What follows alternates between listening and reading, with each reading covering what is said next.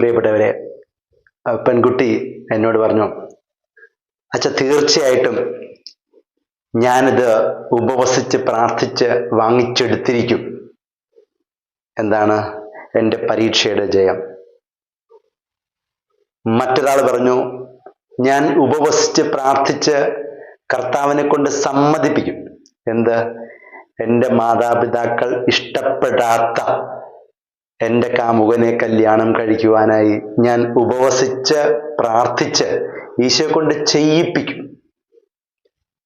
അങ്ങനെ ഉപവസിച്ച് പ്രാർത്ഥിച്ച് ദൈവത്തെ കൊണ്ട് കുറേ കാര്യങ്ങൾ, ഭൗതികമായ കാര്യങ്ങൾ നടപ്പിലാക്കുവാൻ വേണ്ടിയിട്ട് പ്രാർത്ഥനയെയും ഉപവാസത്തെയും ധ്യാനത്തെയും ഉപയോഗിക്കുന്ന ധാരാളം മനുഷ്യരെ എൻ്റെ വൈദിക ജീവിതത്തിൽ ഞാനിപ്പോൾ കണ്ടുമുട്ടുന്നുണ്ട്. പ്രിയമുള്ളവരെ, നമ്മൾ ഇന്നേ ദിവസം പ്രാർത്ഥനയിലേക്കും മനനത്തിലേക്കും ദാനധർമ്മത്തിലേക്കും കടക്കുകയാണ്. വിഭൂതി ബുധനാഴ്ച. വിഭൂതി ബുധൻ നമുക്ക് നൽകുന്ന സന്ദേശം ഭൗതികമായ ലക്ഷ്യങ്ങൾക്കു വേണ്ടി പ്രാർത്ഥനയെയും ദാനധർമ്മത്തെയും ഉപയോഗിക്കണം എന്നല്ല, ആത്മീയമായ ലക്ഷ്യങ്ങൾക്ക് വേണ്ടി, ആത്മസാക്ഷാത്കാരത്തിനും ദൈവമഹത്വത്തിനും വേണ്ടി, നമ്മുടെ ഉള്ളിൽ ദൈവീകത നിറയുവാൻ വേണ്ടി നമുക്ക് പ്രാർത്ഥനയെയും ദാനധർമ്മത്തെയും മനനത്തെയും ഒക്കെ എല്ലാം നമുക്ക് പ്രയോജനപ്പെടുത്താം. വിഭൂതി ബുധനാഴ്ച മനുഷ്യന്റെ നിസ്സാരതയെ പറ്റിയാണ് ചിന്തിക്കുന്നത്. മനുഷ്യൻ പൊടിയാണ്, പൊടിയിലേക്ക് തന്നെ മടങ്ങിപ്പോകും, ഭസ്മമാണ്. അപ്പോൾ മനുഷ്യന്റെ നിസ്സാരതയെ പറ്റി ചിന്തിക്കുവാൻ, മനനം ചെയ്യുവാനായിട്ടുള്ള ഒരു അവസരമാണ് തിരുസഭ നമുക്ക് നൽകുന്നത്. മനുഷ്യൻ എന്ന വാക്കിന്റെ അർത്ഥം മനനം ചെയ്യുന്നവൻ എന്നാണ്, ചിന്തിക്കുന്നവൻ എന്നാണ്. മർത്യൻ എന്ന വാക്കിന്റെ അർത്ഥം മരണമുള്ളവൻ എന്നാണ്. അപ്പോ മരണത്തെപ്പറ്റി ചിന്തിക്കുന്ന ജന്തുവാണ് മനുഷ്യൻ. മരണത്തെപ്പറ്റി ചിന്തയുള്ള ജന്തു. അപ്പൊ ഈ മനനം ചെയ്യുന്നവനാണ് മനുഷ്യൻ, മരണമുള്ളവനാണ്, ചിന്തയുള്ളവനാണ് മനുഷ്യൻ. ഈ മരണമില്ലെങ്കിൽ മനുഷ്യൻ മനുഷ്യനാവില്ല, മരണമില്ലെങ്കിലും മനുഷ്യൻ മനുഷ്യനാവില്ല. മനുഷ്യനാകണമെങ്കിൽ, മർത്യനാകണമെങ്കിൽ അവന് മരണമുണ്ടാകണം. അതുപോലെ തന്നെ അവന് ജീവിതമുണ്ടാകണമെങ്കിൽ മനനവും ഉണ്ടാകണം. അപ്പൊ ഈ മരണത്തിലേക്ക് നമ്മളെ കൂട്ടിക്കൊണ്ടുപോകുന്ന ദിനങ്ങളാണ് തപസ് കാലം. അപ്പൊ ഈ തപസ് എന്നൊക്കെ പറയുമ്പോഴത്തേക്കും, പ്രത്യേകിച്ച് ഭാരതത്തിലുള്ള നമ്മളുടെ സങ്കല്പം എന്താണ്? നമ്മൾ വായിച്ചിട്ടുള്ള കഥകളിൽ തപസ് ചെയ്ത് ഇഷ്ടപ്പെട്ട ദൈവത്തെ പ്രത്യക്ഷപ്പെടുത്തും. എന്നിട്ട് ദൈവം ചോദിക്കും, ഈ ദേവൻ ചോദിക്കും, നിനക്കിഷ്ടമുള്ളത് ചോദിച്ചു കൊള്ളുക.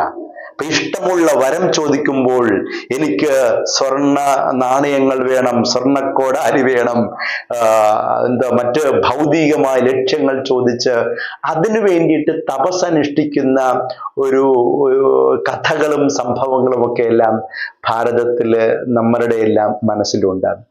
പക്ഷെ അറിഞ്ഞോ അറിയാതെയോ നമ്മുടെ ചിന്താഗതികളെയും നമ്മുടെ ആത്മീയ ചിന്താഗതികളെയും പ്രാർത്ഥനാ ചിന്താഗതികളെയും ഇത് സ്വാധീനിക്കുന്നുണ്ടോ, ബാധിക്കുന്നുണ്ടോ എന്ന് എനിക്ക് സംശയം തോന്നിയിട്ടുണ്ട്. ഉപവസിച്ച് കട്ട ഉപവാസം വെച്ചാൽ കട്ട ഉപവാസം.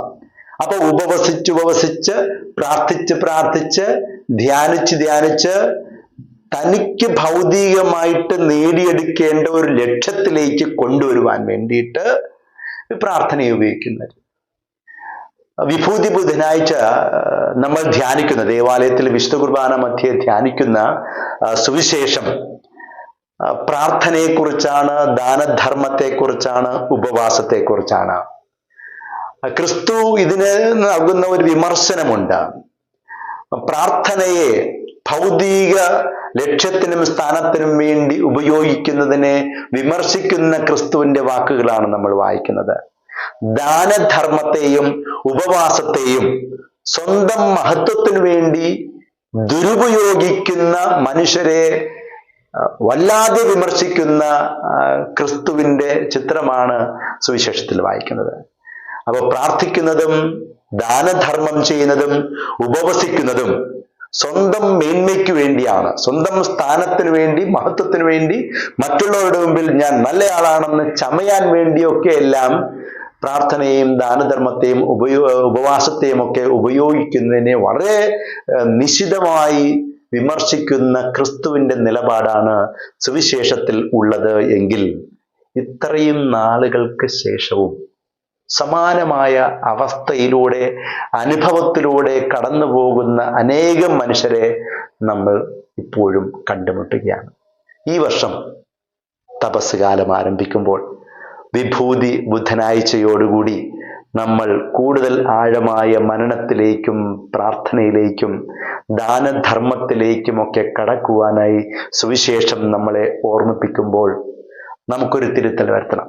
ക്രിസ്തു അന്ന് തിരുത്താൻ ആവശ്യപ്പെട്ട തിരുത്തൽ എന്താണ്? ആ തിരുത്തൽ അത് പ്രാർത്ഥനയെ സ്വന്തം മഹത്വത്തിന് വേണ്ടി ഉപയോഗിക്കരുത്, ദാനധർമ്മത്തെ സ്വന്തം പ്രശസ്തിക്ക് വേണ്ടി ഉപയോഗിക്കരുത്, ഉപവാസത്തെ സ്വന്തം മഹത്വത്തിന് വേണ്ടി ഉപയോഗിക്കരുത്.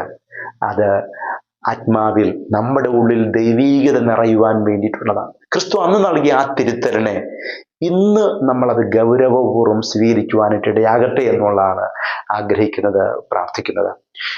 നോൻപ് കാലം ഇതൊരു തിരിഞ്ഞുനോട്ടമാണ് അല്ലെ. ദാവീദ് രാജാവിനോട് നാഥാൻ പ്രവാചകൻ പറഞ്ഞു, ആ മനുഷ്യൻ നീ തന്നെ അല്ലെ. അപ്പൊ ദാവീദ് രാജാവ് തന്റെ ഭൂതകാല പാപാവസ്ഥകളിലേക്ക് തിരിഞ്ഞു നോക്കി. ദാവീദിന് പാപബോധം വന്നു, പശ്ചാത്താപം വന്നു. അവൻ ചാക്കൊടുത്ത് ചാരം പൂശി ഉപവസിച്ചു. അവന്റെ പശ്ചാത്താപത്തിന്റെ, അനുതാപത്തിന്റെ ഒരു പ്രകടനമായിരുന്നു അത്. അതുപോലെ ഇതൊരു തിരിഞ്ഞുനോട്ടമാണ്. നമ്മളുടെ കഴിഞ്ഞകാല ജീവിതത്തിലെ പാപാവസ്ഥകളിലേക്കുള്ള ഒരു തിരിഞ്ഞുനോട്ടം. ആ തിരിഞ്ഞു നോക്കിയിട്ട് ഞാൻ പാപിയാണ് എന്നുള്ള അവബോധത്തിലേക്ക് കടന്നു വന്നിട്ട് പശ്ചാത്തപിച്ച് തിരികെ ദൈവത്തിലേക്ക്, നന്മയിലേക്ക് തിരികെ വരുവാനായിട്ടുള്ള ഒരു തിരിഞ്ഞുനോട്ടമാണ് നോൻപുകാലം, തപസ്സുകാലം നമുക്ക് നൽകുന്നത്. യോന പ്രവാചകനോട് കർത്താവ് പറഞ്ഞു, നീ പോയി നിനവേ നഗരത്തോട് പ്രസംഗിക്കുക. നിനവേ നഗരത്തോട് നാഥാൻ പ്രവാചകൻ പോയി അനുതപിക്കണമെന്ന് ആവശ്യപ്പെട്ടു. ഇതുപോലെ ദൈവം നമ്മോട് ആവശ്യപ്പെടുകയാണ്. ഒരു നാഥാൻ പ്രവാചകനിലൂടെ, ഒരു ജോന പ്രവാചകനിലൂടെ നമ്മളോട് അനുതാപം ദൈവം ആവശ്യപ്പെടുന്ന കാലഘട്ടമാണിത്. പശ്ചാത്താപത്തിന്റെ, മാനസാന്തരത്തിന്റെ ഫലങ്ങൾ പുറപ്പെടുവിക്കുവാനായി ദൈവം നമ്മളോട് ആവശ്യപ്പെടുന്ന ദിവസങ്ങളാണ് നമുക്ക് നോൻപുകാലം. ഇന്നേ ദിവസം നമുക്ക് അത് അർത്ഥപൂർണമായിട്ട് ആഘോഷിക്കുവാനായിട്ട് പരിശ്രമിക്കാം. നമ്മളുടെ ജീവിതത്തെ അർത്ഥപൂർണമാക്കുന്നത് ഒരുപാട് സമ്പാദിച്ചു കൂട്ടുന്നതിൽ അല്ല. ഒരുപാട് പഠിച്ച് സമ്പാദിക്കുന്നു, ഒരുപാട് പണം സമ്പാദിക്കുന്നു, അധികാരം സമ്പാദിക്കുന്നു, ഒരുപാട് വസ്തുവകകളും വീടുമൊക്കെ എല്ലാം സമ്പാദിക്കുന്നു. ഇങ്ങനെ സമ്പാദിച്ചു കൂട്ടുന്നതിലാണ് അർത്ഥം, അതാണ് ജീവിതത്തിന്റെ സുഖം എന്ന് കരുതുന്ന മനുഷ്യനോട് അപ്പത്തിനപ്പുറം ചിന്തിക്കുവാനായിട്ട് ആവശ്യപ്പെടുന്ന ഒരു കാലഘട്ടമാണത്. അപ്പത്തിനപ്പുറം ചിന്തിക്കുവാൻ, ശരീരത്തിനപ്പുറം ചിന്തിക്കുവാനായിട്ട് നമ്മളോട് ആഹ്വാനം ചെയ്യുന്ന ദൈവസ്വരം കേൾക്കുവാനായി ഈ നോൻപ് കാലത്ത് ദൈവം നമ്മളെ ഓരോരുത്തരെയും അനുഗ്രഹിക്കട്ടെ എന്ന് ആശംസിക്കുന്നു, പ്രാർത്ഥിക്കുന്നു. എല്ലാവർക്കും ഫലഭൂയിഷ്ടമായ പുണ്യപൂർണമായ തപസ്സുകാലം ആശംസിക്കുന്നു. ഈശോ മിശിഹായ്ക്കും സ്തുതിയായിരിക്കട്ടെ.